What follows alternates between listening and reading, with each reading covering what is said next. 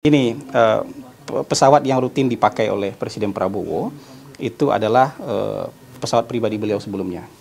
Sampai hari ini itu yang beliau pakai, yang tulisan bawahnya itu PKGRD. Sementara kan sebelumnya sudah ada pesawat kepresidenan, yang apa ya, PK001 ya. Lambungnya apa itu yang di bawah itu. Ada pesawat kepresidenan sebelumnya yang lebih dominan merah, kemudian sekarang disamakan cat dan desainnya. Jadi Presiden Prabowo sejauh ini itu masih menggunakan pesawat beliau yang lama ketika beliau jadi Menteri Pertahanan. Sampai hari ini masih sering. Nah, pesawat ini disamakan desainnya supaya jadi pesawat cadangan. Pemerintah itu menghormati proses hukum. Jadi biarkan saja proses hukum ini berjalan, dan kita yakin proses hukum ini akan membuka semuanya dengan terang benderang. Jadi yang salah akan dibilang salah di situ, yang tidak bersalah juga jangan dipaksakan jadi salah kan. Yang tidak bersalah juga nanti tentu akan terbukti tidak bersalah. Jadi kita tunggu saja proses-proses seperti ini, dan kita harapkan masyarakat, teman-teman media juga memantau ini dengan proper. Jadi kita tunggu keputusan pengadilannya sehingga kita tidak mendahului keputusan pengadilan. Jadi yang ada sekarang itu kita pantau saja. Jadi kalau dari pemerintah menghormati proses hukum dan tidak mengintervensi proses hukum itu sendiri. Tapi udah ada komunikasi sama Pak Budi Arya langsung? Saya tidak punya informasi soal itu. Tapi kan kalau komunikasi nggak sulit ya. Bisa telepon, bisa ketemu kapan saja. Jadi komunikasi itu bukan sesuatu hal yang sulit. Cuma saya belum punya informasi apakah sudah bicara langsung terkait soal ini. Walaupun ini kan juga masih penyebutan aja di dalam proses hukum kan. Jadi artinya beliau sendiri juga belum ada proses hukum apa-apa kan gitu. Jadi ya kita pantau saja. Kalau dari kita sih mantau aja. Kalau pada akhirnya dipanggil seperti apa? Ya ikuti aja prosedur hukum. Ya kita kan nggak mengintervensi proses hukum. Makanya saya bilang yang salah akan kelihatan salah ketika proses hukum ini berjalan. Yang tidak salah juga jangan dipaksain bersalah, yang tidak salah juga akan kelihatan tidak bersalah kalau dalam proses hukum kan gitu. Terkait usulan KPK yang dana APBN pada partai politik lebih besar daripada sebelumnya, dari Istana meresponnya gimana? Itu untuk apa? Dana parpol Tujuannya untuk apa? Dari APBN biar nggak ada korupsi. Menekan Pak. Oh, korupsi di parpol. Iya, yang jelas Presiden kan Presiden itu kan punya agenda yang sangat serius untuk memberantas korupsi, dan ini juga bagian dari Astacita ini, memberantas korupsi. Jadi ide-ide untuk memberantas korupsi itu bisa didiskusikan. Datangnya dari siapapun, ide untuk menekan korupsi itu bisa didiskusikan, dan nanti tentu bisa diproses mana ide terbaik, ya, ide-ide yang paling masuk akal, mana ide terbaik yang bisa dijadikan produk hukum. Dan kalau kita bicara soal bantuan dana untuk partai, dana bantuan keuangan untuk partai kan sebenarnya sebelumnya sudah ada. Ya, dari sebelum-sebelumnya memang sudah ada.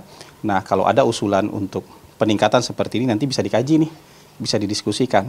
Kalau tujuannya untuk memberantas korupsi karena biaya politik mahal, ada banyak ide yang bisa didiskusikan, termasuk juga memperbaiki sistem politik kan. Karena katanya kan biaya mahal karena sistem politiknya seperti ini. Jadi ada juga nanti akan muncul ide-ide untuk memperbaiki sistem politik supaya biayanya tidak mahal lagi misalnya, kayak gitu. Jadi memberantas korupsi itu bisa banyak pintu masuknya. Bisa dari menambah bantuan, bisa dari memperbaiki sistem politik, bisa. Jadi ide-ide ini nanti bisa didiskusikan lebih lanjut supaya bisa jadi produk hukum di DPR kan gitu. Wacana ini bisa mengganggu postur APBN nggak sih Pak? Yang mana? Tentu kan semua dikaji, Bantuan-bantuan program kerja ya semua kan harus dihitung, ketersediaan dananya, kemampuan keuangan negara pasti dihitung semua. Tapi yang pada prinsipnya bahwa ide untuk memperbaiki kehidupan berbangsa dan bernegara, termasuk juga untuk menekan korupsi itu kan bisa didiskusikan. dan datangnya dari manapun itu kan bisa saja ditampung kemudian didialektikakan nanti, dan kita akan ketemu itu mana sistem terbaik dan paling masuk akal yang bisa kita jalankan gitu.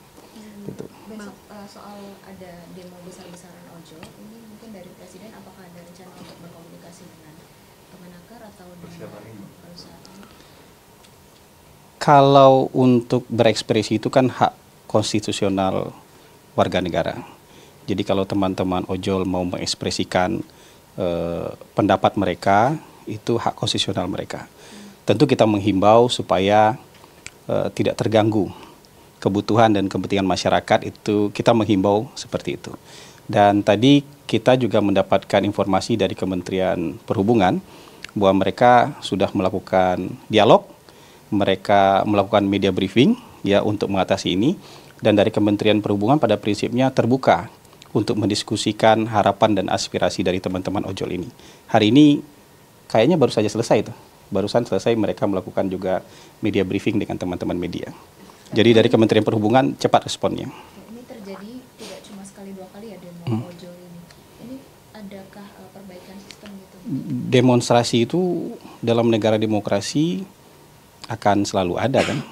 Orang yang ingin menyampaikan keinginannya, salah satu caranya adalah dengan seperti itu. Itu hak konstitusional yang tidak bisa kita larang.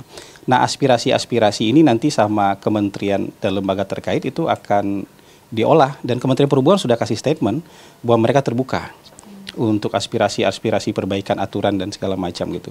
Supaya ini semuanya baik.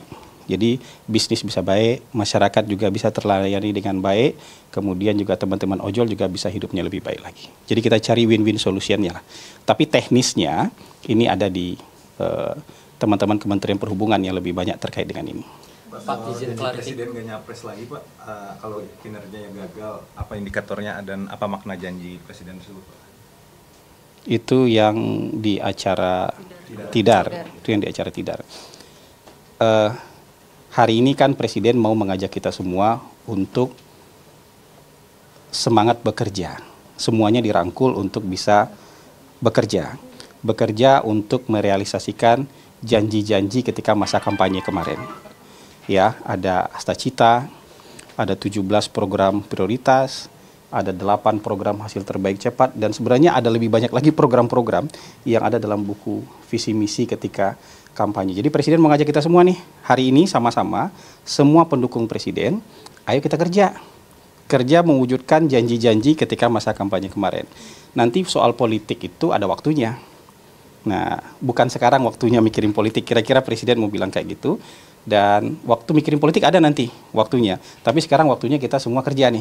Buktikan dulu apa yang kita janjikan kepada masyarakat itu bisa terrealisasi, bisa terwujud. Jadi tunjukkan prestasi lah. Nah, gitu. Jadi Presiden mengajak semua pendukungnya, semua anggota kabinetnya, hari ini tunjukkan prestasi dulu untuk mewujudkan janji-janji pada masa kampanye dulu. Kalau urusan politik adalah waktunya nanti, menjelang pemilu adalah urusan politik nanti waktunya, kan kira-kira begitu. Bapak izin Pak, Ya. mungkin klarifikasi penggusuran SLB Pak di Pajajaran Badung Pak, ini kan dinarasikan untuk digusur dan diganti sekolah rakyat Pak, mungkin bisa klarifikasi dari pemerintah Pak seperti apa? Sebenarnya kan pemerintah sudah berikan klarifikasi, Kementerian Sosial, pemerintah Provinsi Bandung sudah, Provinsi Jawa Barat sudah memberikan pernyataan yang tegas bahwa tidak digusur, tapi kawasan itu sedang dibangun ulang. Jadi kalau kawasan itu dibangun ulang nanti menjadi sebuah sekolah inklusif.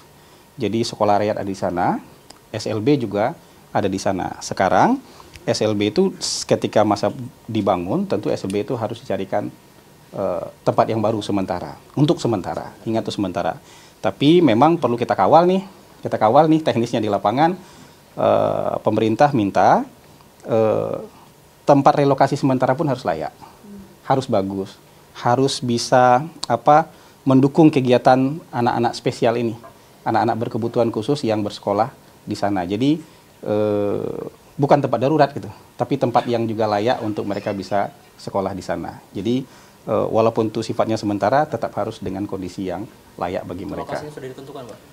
Lokasinya teknisnya tentu kita tanya ke pemerintah Jawa Barat nanti, lokasi mana yang mereka siapkan yang baik dan layak untuk dijadikan tempat sementara bagi adik-adik kita, siswa-siswa SLB ini untuk bisa menjalani kegiatan belajar mengajar mereka sampai kawasan ini selesai dibangun. Sekolah rakyat plus SLB. Jadi nanti akan ada tidak hanya SLB di sana, tapi ada juga sekolah rakyat di situ. Berarti SLB dan sekolah rakyat ya, Pak? SLB dan sekolah rakyat di lokasi yang sama, SLB dan sekolah rakyat. Pernyataan Menkes yang bilang gaji 15 juta lebih pintar daripada gaji 5 juta ini kan dianggap empati ya Bang. Ada tanggapan nggak? Bisa ditanyakan kepada Pak Menteri Kesehatan nanti kayak gitu. Kan saya nggak bisa membahas pernyataan satu persatu ya.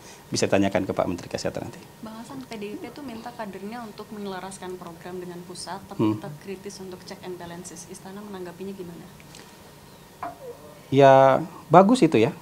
Jadi ada arahan untuk kepala daerah untuk menyelaraskan program pusat dengan pemerintah di daerah itu justru sangat bagus ya. Jadi kita optimis justru malah nanti akan nyambung nih program-program dari pusat dengan program-program dari daerah itu akan nyambung. Nah, kalau kritis kan ada ranahnya di DPR. Ya, maksudnya itu tuh tidak bisa kita anggap sebagai sesuatu hal yang buruk yang kritis itu. Yang kritis di mana? Di DPR kan ada kader-kader partai juga dan mereka bisa melakukan pengawasan, mereka bisa melakukan pemantauan supaya program-program yang memang dijanjikan ini bisa terlaksana sebaik mungkin. Jadi kalau pemerintah itu kan dari atas sampai ke bawah itu kompak. Tempatnya kritis itu adalah di DPR. Nah, jadi kalau yang di DPR mau kritis kan nggak apa-apa, sah-sah saja gitu. Jadi kira-kira begitulah. Saya rasa ini positif. Untuk pergantian cat pesawat presiden Pak mungkin ada makna tersendiri Pak atau seperti apa Pak? Oh, diulang lagi ini. Boleh Pak. Nih terakhir ya. Konspirasi soal Jaksa Agung aja Bang. Jaksa Agung ada yang infoin katanya mau di reshuffle, itu benar nggak? Saya belum bisa kasih pernyataan soal itu tuh. Nanti ini aja. Saya nggak bisa kasih pernyataan lah soal itu ya. Soal itu kan nggak jelas sumber informasinya gitu. Jadi menanggapi yang sesuatu yang nggak jelas itu saya ini. Tadi yang soal apa? Cat pesawat presiden. Diulang lagi. Ini pesawat yang rutin dipakai oleh Presiden Prabowo itu adalah pesawat pribadi beliau sebelumnya. Sampai hari ini itu yang beliau pakai, yang tulisan bawahnya itu PKGRD. Sementara kan sebelumnya sudah ada pesawat kepresidenan. Yang apa ya? PK001 ya. Lambungnya apa itu yang di bawah itu. Ada pesawat kepresidenan sebelumnya yang lebih dominan merah, kemudian sekarang disamakan cat dan desainnya. Jadi Presiden Prabowo sejauh ini itu masih menggunakan pesawat beliau yang lama ketika beliau jadi Menteri Pertahanan. Sampai hari ini masih sering. Nah, pesawat ini disamakan desainnya supaya jadi pesawat cadangan. Jadi kalau misalnya ini lagi maintenance, nanti lagi nggak bisa dipakai, pesawat dengan desain yang sama, jadi orang akan kenal bahwa ini adalah pesawat kepresiden Republik Indonesia. Jadi kira-kira kan sekarang dominannya putih ya, garisnya garis merah. Jadi sama nih, mirip desainnya. Jadi nanti supaya bisa digunakan sebagai cadangan gitu. Jadi supaya nggak beda-beda warna dia, tetap pesawat yang dikenal orang sebagai pesawat kepresidenan gitu. Kira-kira begitu. Itu kan maintenance biasa aja ya. Kalau teknis gitu saya mungkin nggak terlalu tahu gitu. Cukup kira-kira teman-teman. Baik, terima kasih ya. Terima kasih banyak ya. Terima kasih.